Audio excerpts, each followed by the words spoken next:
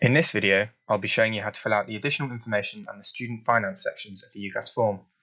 So on the navigation pane on the left-hand side, click on Additional Information.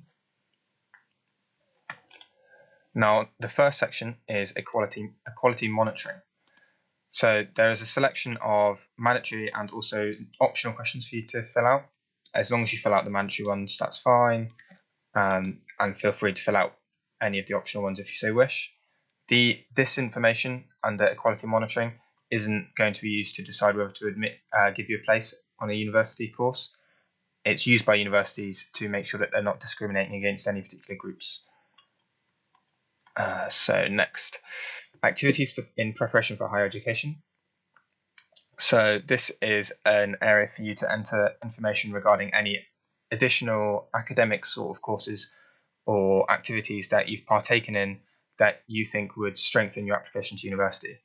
So for example, you could have done Saturday school or summer school, or done taster courses, or participated in a university lecture series.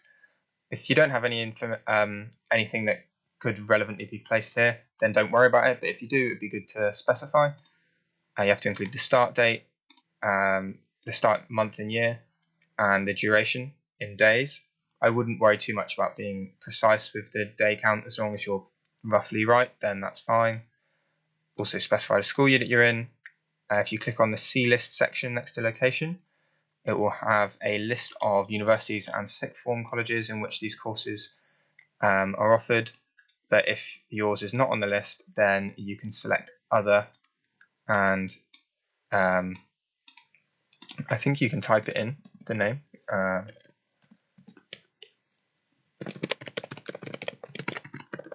And leave it like that, or you could just leave it as other, but specify if you can.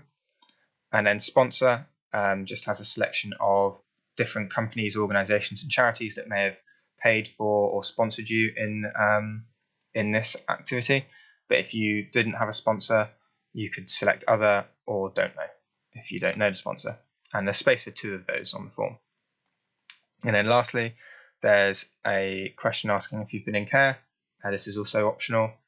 It also asks if your parents have got a degree, diploma, or certificate of higher education. That's also optional. And then what isn't optional is the occupational background section of the form. So this requires you to enter the job title of the parent or guardian who earns the most in your household.